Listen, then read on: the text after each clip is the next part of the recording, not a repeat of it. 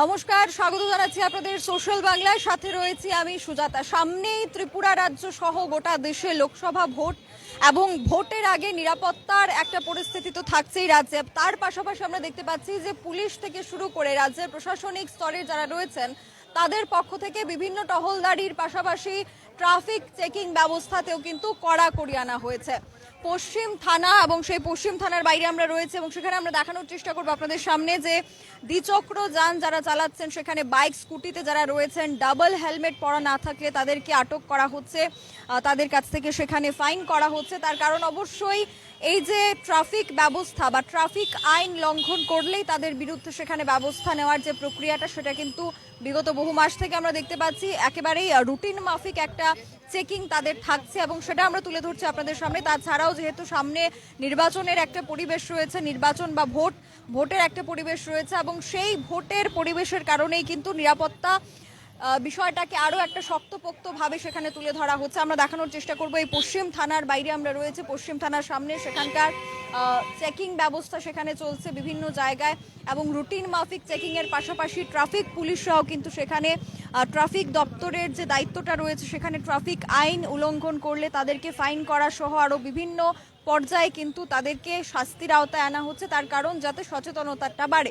আমরা দেখতে পাচ্ছি ইতিমধ্যেই যে পরিস্থিতিটা আমরা দেখতে পাই, সেখানে যান দুর্ঘটনায় আহত নিহতের সংখ্যা সেটা কিন্তু অনেকটা মাত্রা ছাড়িয়ে যাচ্ছে। তো একদিকে এটার উপর ভিত্তি করে অনেকটা মানুষকে সচেতন করা এবং তার পাশাপাশি যদি আমরা আপনাদের সামনে তুলে ধরার চেষ্টা করি, তাহলে যেহেতু সামনে ভোট রয়েছে সেই ভোটমুখী পরিস্থিতি নিয়ন্ত্রণে আনার জন্যও কিন্তু একটা কড়া পদক্ষেপ বা কড়া পরিস্থিতি এখানে রয়েছে।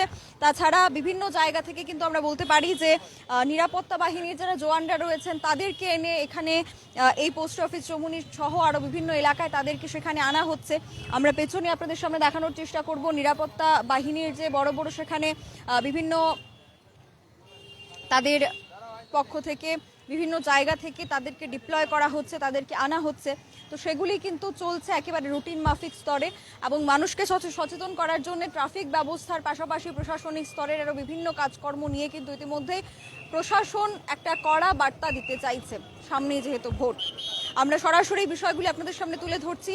ট্রাফিকের পাশাপাশি পুলিশ প্রশাসন কিভাবে তাদেরকে সেখানে নিয়ন্ত্রণে আনার চেষ্টা করছে, কিভাবে পুলিশ কাজ করছে, ট্রাফিক পুলিশ কিভাবে তাদের থেকে সেখানে ফাইন করছে। তার কারণ অবশ্যই ডাবল হেলমেট পরা বাঞ্ছনীয়, তা আগে থেকেই পুলিশ প্রশাসন এবং ট্রাফিক পুলিশের পক্ষ থেকে বলা হয়েছিল এবং সেই ডাবল হেলমেট পরে যারা সেখানে চলাচল করছেন না তাদেরকে ফাইন করা, তাদেরকে শাস্তির আওতায় আনা, তাদের উপর আইনানুগ ব্যবস্থা প্রদান করা এবং তার পাশাপাশি বিভিন্ন জায়গায় যে সিসি ক্যামেরাগুলি লাগানো হয়েছে সেগুলিতেও কিন্তু ধরা পড়ছে যে কারা সেখানে ট্রাফিক আইন লঙ্ঘন করছেন। তো সরাসরি সেই বিষয়গুলি আপনারা দেখতে পাচ্ছেন যে নিরাপত্তারক্ষী বাহিনী এবং রাজ্যের পুলিশ প্রশাসন কিভাবে কাজ করছে এই ভোটমুখী পরিস্থিতিতে। আমরা সরাসরি ছিলাম পোস্ট অফিস চমুনি থেকে আপনাদের সাথে।